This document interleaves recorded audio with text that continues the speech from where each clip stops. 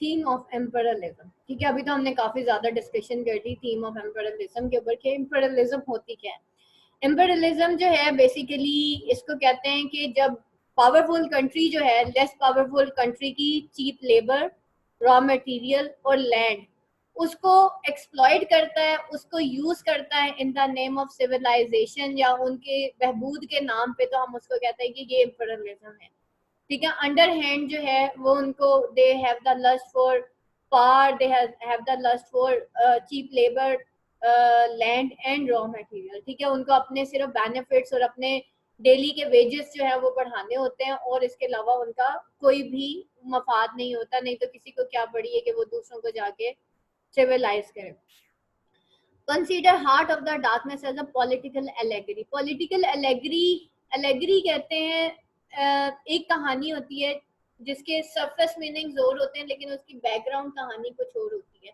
इसको political allegory का कहा गया। अब पॉलिटिकल एलेगरी जो है ये वही बेल्जियन कंपनी, बेल्जियन का किंग लेपर्ड, ठीक है, उसकी कहानी इसके अंदर सारी आएगी कि अंडर हैंड ये सारी उसके ऊपर ये सारी कहानी बनी थी। इसका आंसर मुझे मिल गया, मैं आपको शेयर कर दूंगी इंशाल्लाह जिस दिन पढ़ाऊंगी ना। वैसे यहाँ पे पॉलिटिकल एलेगरी के हिसाब से आंसर नहीं लिखा हुआ, लेकिन वो जो है वो किंग लेपर्ड जो है उसके बारे में और बेल्जियन कंपनी के बारे में और वहां पे किंग लेपर्ड का जो था ना रिप्रेजेंटेटिव, उसके बारे में आपका लिखना बहुत ज्यादा जरूरी था। बस एक पैराग्राफ वो लिख दीजिएगा, वो ऐड कर दीजिएगा, बाकी बेशक आप हार्ट ऑफ द डार्कनेस को साथ साथ लेके चलिएगा। जैसे हमने जोनाथन स्विफ्ट का क्वेश्चन किया था ना गुलिवर्स ट्रैवल्स में कि Gulliver's Travels as an allegory, और फिर उसमें हमने पॉलिटिकल एलेगरी में देखा था कि वहां का जो बादशाह था वो कैसे रिएक्ट किया था, क्वीन एनी ने कैसे रिएक्ट किया था। यहाँ पे पॉलिटिकल एलेगरी जो है वो जो है उसी बेल्जियन कंपनी और किंग लेपर्ड से रिलेटेड है ये सारा, जो आप लोगों को स्लाइड भी बढ़ाई थी। उसके बाद है discuss the theme of imperialism in the heart of the darkness. आपने theme of imperialism in the heart of the darkness जो है वो डिस्कस करनी है। Though The Heart of the Darkness is a short novel, yet it has several themes. For example, the theme of self-restraint, the theme of working of the subconscious mind of man, the theme of exploration, the theme of influence of barbarism and primitivism on civilized man when he is cut off from civilized society. ठीक है, इसके अंदर different themes हैं, specially self restraint की, working of subconscious mind of man की, theme of exploration, ठीक है, और उसके बाद इन्फ्लुएंस बार्बरिज्म का क्या हुआ, स्पेशली प्राइमेटिविज्म का, बार्बरिज्म और प्राइमेटिविज्म का क्या इन्फ्लुएंस हुआ एक सिविलाइज्ड मैन के ऊपर। जैसे मैं कहती हूँ कि दुनिया को तबाह पढ़े लिखे इंसान, सॉरी अनपढ़ बंदे ने नहीं किया, अनसिविलाइज्ड ने नहीं किया, दुनिया को तबाह करने में पढ़े लिखे लोगों का हाथ है। ठीक है, when he is cut off from a civilised society, इंसान जो है वो बारबेरियन बन जाता है जब वो कट ऑफ हो जाता है एक सिविलाइज्ड सोसाइटी में। And the theme of imperialism. अब यहाँ पे देखें, कर्स जब तक जो है रहा यूरोप के अंदर तो बड़ा एक सिविलाइज्ड सोफिस्टिकेटेड मैन था क्योंकि वहां पे लॉ एंड ऑर्डर था। जैसे ही वो हार्ट ऑफ द डार्कनेस यानी कि कॉन्गो में आता है तो वो वहां पे वैसा ही बारबेरियन बन जाता है। Conrad's treatment of these themes was based on his own visit to Congo. Marlowe speaks at very beginning of the ancient Roman conquest of Britain. और जो है वो शुरू में ही मार्लो किसकी बात करता है, beginning of ancient Roman conquest of Britain. उन्होंने रोमन्स ने जो कॉन्केस्ट किया ऑफ ब्रिटेन, ब्रिटेन को जो फतह किया था, that the ancient Romans were conquerors by using brute force. उन्होंने कहा था कि ये जो एंशियंट रोमन्स है इन्होंने तो बाकायदा हमला कर दिया था ना, पहले तो इस तरीके से आप डिस्टेंट टेरिटरीज पे हमला कर देते थे। Their conquest of Britain was robbery with violence, और उनका conquest जो था वो ब्रिटेन का वो क्या था, वो एक robbery थी with violence.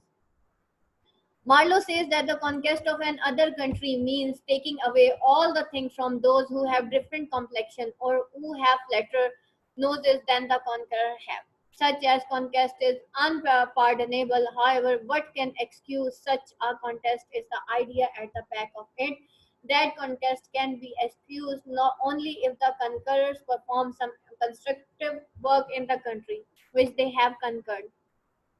The white man certainly has a duty to the savages whom he subdues. अच्छा यहाँ पे देखें मार्लो इस कॉन्केस्ट के बारे में क्या कहता है। लेट्स अब यहाँ पे ना मार्लो इस कॉन्केस्ट को कंपेयर करेगा विद द एम्पेरलिज्म। एक्चुअली इस वजह से उसने शुरू में कहा था कि जी रोमन्स ने हमला किया था किसके ऊपर, ब्रिटेन के ऊपर, और वो जो थी रॉबरी थी विद वायलेंस, ठीक है। अब वो कहता है कि ये जो कॉन्केस्ट ऑफ एक अदर कंट्री है means taking away all thing from those who have different complexion. अब ये जो कॉन्केस्ट है ऑफ अदर कंट्रीज वो बिल्कुल इस तरह है कि आप जो है दूसरे कंट्रीज की हर वो चीज ले लें जिनका एक डिफरेंट कॉम्प्लेक्शन होता है, और have flatter noses than the conquerors have, such a conquest is unpardonable. और वो कहता है कि ये इस तरीके से कॉन्क्वेस्ट करना, किसी को फतह करना, ये बिल्कुल अनपार्डनेबल है, यानी कि इसको ये माफी के काबिल नहीं है। However, what can excuse such a conquest is the idea at the back of it. लेकिन what can excuse कि इस कॉन्टेस्ट के पीछे भी एक आइडिया है, जो कि इसके पीछे है वो क्या है, जो कि जिसको एक्सक्यूज किया जा सकता है। That contest can be excused only if the conquerors perform some constructive work in the country which they have conquered. उस तरह से इस तरह से इस कंक्वेस्ट को एक्सक्यूज किया जा सकता है अगर जो कंकरर्स जो हैं वो जो फाते हैं वो वहाँ पे कुछ कंस्ट्रक्टिव वर्क करें, वहाँ पे जाके उस कंट्री में कोई अच्छा काम कर दें, बहबूद के लिए, कुछ सिविलाइजेशन के लिए काम करें, कोई इंडस्ट्री लगा दें, तो फिर वो कहता है फिर ये जायज है। तो the white man certainly has a duty to savages whom he subdues, और वाइट मैन सर्टेनली उन्होंने शायद ये ड्यूटी संभाल ली है कि वो टू द सेवेजेस, उनके पास शायद ये सेवेजेस की ड्यूटी आ गई है, whom he subdues, जिसको वो चाहते हैं वो सबड्यू कर देते हैं, and whom he begins to govern, और जिनको वो सबड्यू भी कर देते हैं, और किसी को भी वो सबड्यू कर लेते हैं, और किसी को भी वो गवर्न करना शुरू कर देते हैं। If he fails in this duty, his government of backward countries cannot be justified. और अगर वो फेल हो जाता अपनी इस ड्यूटी में, तो वो जो गवर्नमेंट है बैकवर्ड कंट्री में वो उसको मतलब उनके सामने फिर वो जस्टिफाइड नहीं है। Marlowe experiences in Congo clearly show that the white man there had failed to perform his function. अब वो कहते हैं कि वहां पे व्हाइट मैन भी गए थे सिविलाइजेशन के नाम पे, लेकिन वो जो है फेल हुए अपना ये फंक्शन play करने में। Instead of civilizing the savages, they became exploiters. The Congo was governed by the Belgian king Leopold II, and the Belgian trading companies were sending their agents into Congo for trading purposes. The chief commodity was irony. Irony was of no use to the natives themselves, while the white men collected ivory and sent it to the Europe. अब यहाँ पे क्या हुआ, ये आगे जनाब allegory, ठीक है, एलेगोरिकली जो है एलेगरी जो है यहाँ पे क्या है, the Congo was governed by the Belgian king. Congo जो है इनफैक्ट ये एक रियल स्टोरी बेस्ड है कहानी, कि ये जो मार्लो का एक्सपीरियंस है पीछे एलेगरी क्या है, कॉन्गो का मार्लो का एक्सपीरियंस जो कॉन्गो है वो एक्चुअली किसका एक्सपीरियंस था, वो राइटर का खुद का था, कॉनराड का था।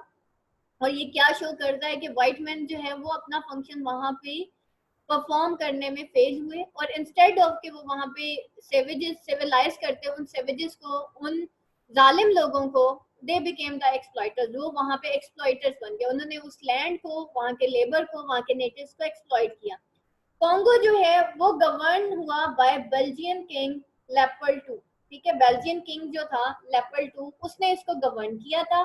And the Belgian trading companies were sending their agents into Congo for the trading purpose, और बेल्जियन ट्रेडिंग कंपनीज जो है वो अपने एजेंट्स को वहां पे भेज रही थी ताकि वो वहां पे ट्रेड कर सकें। The chief commodity was Ivory, और वहां का जो चीफ कमोडिटी थी वो क्या थी, वो आइवरी थी। Ivory was of no use to the natives themselves, while the white man collected ivory and send it to Europe. Natives के किसी काम की नहीं थी, लेकिन जो व्हाइट मैन थे वो वहां से आइवरी कलेक्ट करते थे और उसको यूरोप में भेज देते थे। We find that ivory is being constantly mentioned. Ivory dominates the thoughts of the manager, the brickmaker, the several white agents who loiter around the central station and to whom Marlowe calls faithless pilgrims. Ivory also dominates the thoughts of Mr. Kurtz. Ivory जो है dominate कर जाती है thoughts of Mr. Kurtz पे, he becomes an obsessed with it, और वो जो है obsessed हो जाता है with it. Him, the manager of the central station, tells Marlowe that Mr. Kurtz collects more amount ivory than all other agents of the company taken together. And the Russian tells Marlowe that on one occasion Mr. Kurtz threatened to kill him if he did not surrender a small quantity of ivory to him, which the Russian had received as a gift from the native tribal chief.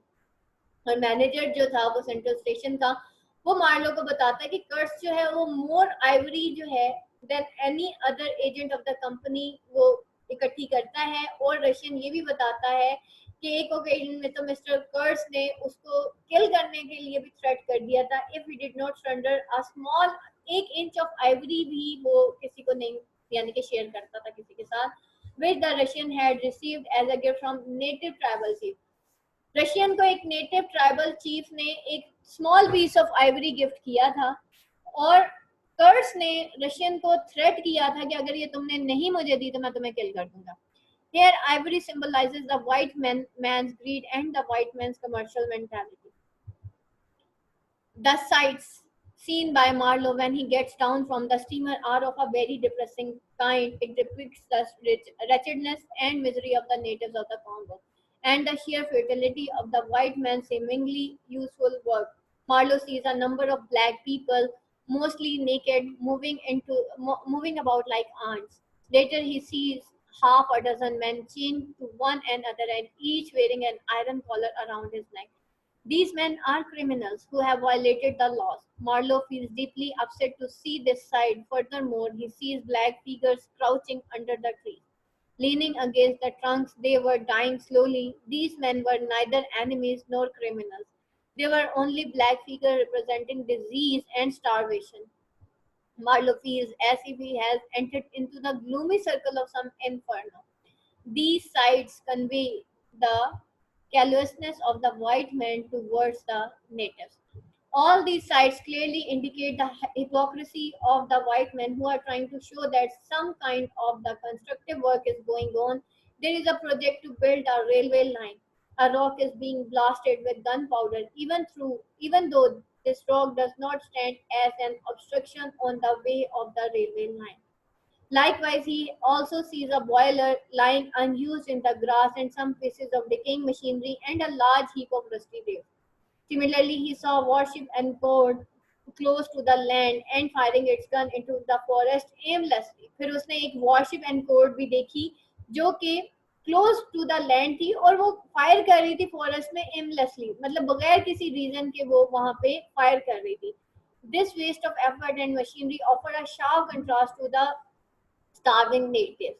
The whole effort of the white man is completely misdirected. It is sad commentary on the efficiency of the white man that Marlowe could not get any rivets to repair the wrecked ship for weeks when these are needed badly. और ये एक sad commentary थी on the efficiency of the white man जब Marlowe ये कहता है कि वो कोई rivets नहीं, कोई उसको पुर्जे नहीं मिले कि वो अपने रेड शिप को रिपेयर कर पाता for many weeks then these are needed, जबकि वो उसको बहुत अशद जरूरत थी और उसको कर्ज के पास जाना था। The futility of white man's endeavor becomes even more evident to see certain employee of the trading company, which has sent Marlowe to Congo. The manager of the central station could inspire neither respect nor love nor fear. He could inspire only uneasiness. Marlowe describes the brickmaker as a papier-mâché Mephistopheles.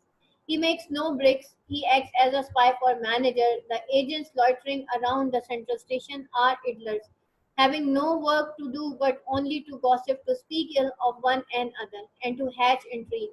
Marlowe feels confused. What possible benefit can these colonizers confer upon the savages? Conrad conveys this strong disapproval and approbation of these white men.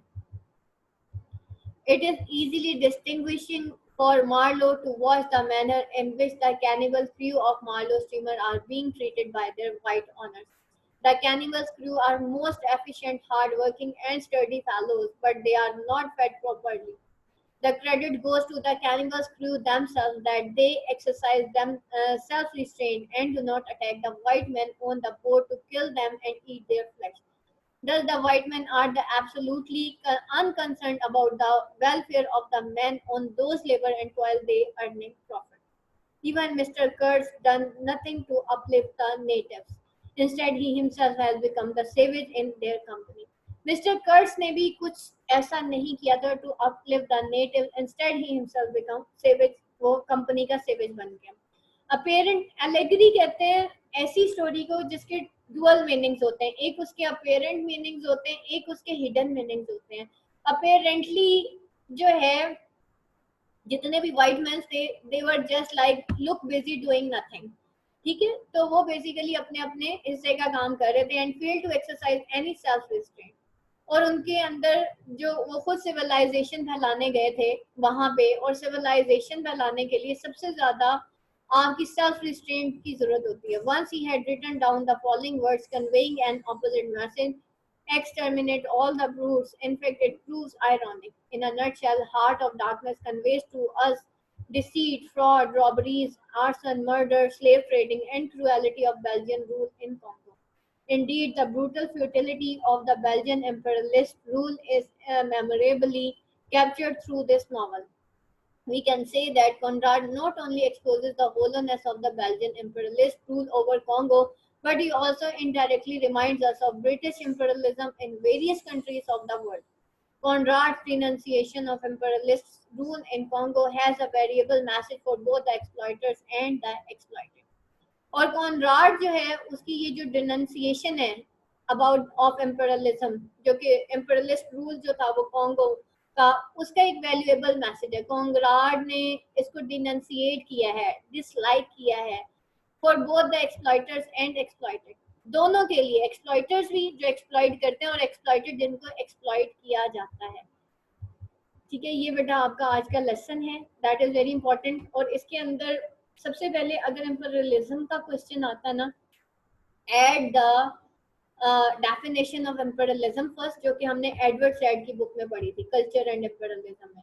Number 2, अगर इसका allegory का भी question आता है ना, तो आप बताएंगे कि ये पॉलिटिकल एलेगरी है, और आप इसमें सारा बताएंगे कि किस तरह से, जैसे अभी बीच में आ गया था किंग लेपर्ड का, लेपर्ड 2 का ना, तो किंग लेपर्ड 2 जो है उसकी, और वो बेल्जियन कंपनी, और वो जो बेल्जियन किंग था, उसने किस तरह से किस मकसद के लिए जो है वो इधर का रास्ता इख्तियार किया था, और फिर वहां पे जाके ये टोटली फेल हो गए थे, और इन्होंने वहां पे जाके एक्सप्लॉइटेशन की थी, और वहां की किसकी एक्सप्लॉइट किया था इन्होंने, लैंड को, लेबर को और नेटिव्स को. और नेटिव्स ने भी इनको फुली वेलकम किया था कि आ बैल मुझे मार. ठीक है, तो उन्होंने अपना जो रास्ता है या अपना किरदार खुद से नेशन के लिए प्ले करने की कोशिश नहीं की. उन्होंने कहा कोई और आए और मेरे घर में आके काम करे. तो बात सारी ये है कि जब एक हमेशा बात याद रखिएगा, नॉट ओनली इम्पेरियलिज्म, जब भी इंसान, एक हमारा घर ही है ना, अगर उसके अंदर जब बाहर का कोई बंदा आके इंटरवेन करेगा ना, घर का माहौल खराब हो जाता है. ठीक है, ये आपने नॉर्मली देखा हुआ है. इसी तरह जब ममालिक में दूसरी नेशंस आके, नॉर्मली खवातीन की आदत होती है जो थोड़ी एक्सपीरियंस होती हैं या जिनकी थोड़ी शादियों को अरसा थोड़ा ज़्यादा हो जाता है, तो फाइनली वो क्या करती हैं, वो उन घरों में आके जो है उसमें इंटरवेन करने की कोशिश करती हैं उनके मामला में. तो अल्टीमेटली होता ही है कि मामला सही होने के बजाय ख़राब हो जाते हैं. तो यहाँ में भी यही हुआ कि इन लोगों ने इन कंट्रीज में इंटरवेन किया है, जिसकी वजह से इस वक्त पूरी दुनिया में, जिस तरह हमने कल्चर एंड इम्पेरियलिज्म में पढ़ा था, लिखा हुआ था कि अमेरिका यूज्ड टू थिंक, कि अमेरिका वो सोचना पसंद करता है जो पूरी दुनिया, मतलब वो ये सोचता है कि जो मैं सोचता हूँ शायद वही पूरी दुनिया सोचती है. तो और शायद उसने जो है एक बेड़ा उठा लिया कि पूरी दुनिया को सिविलाइज सिर्फ अमेरिका ही कर सकता है. तो इस तरीके से वो लोग पूरे ममालिक में, तमाम ममालिक में इंटरवेन करते हैं, जिसमें 9/11 का वाक़या भी है, और अफगानिस्तान भी है, शाम, इराक, ईरान, इन सब में ये इम्पेरियलिज्म के थ्रू जो है ये सारे काम खराब किए गए हैं. और जब बेसिक टारगेट क्या है वहाँ पे उनको सिर्फ ऑयल चाहिए. ठीक है, ऑयल के जितने भी हैं कुएं हैं, एक्चुअली उनको वो चाहिए. अभी तो ये सऊदीया भी पहुंच गया, अल्लाह आगे खैर करे. ठीक है, चलें जनाब, दुआ पढ़ लेते हैं. सुब्हानकल्लाहुम्मा व बिहम्दिका अशहदु अल्ला इलाहा इल्ला अंता अस्तगफिरुका व अतूबु इलैक. अस्सलामु अलैकुम व रहमतुल्लाहि व बरकातहू.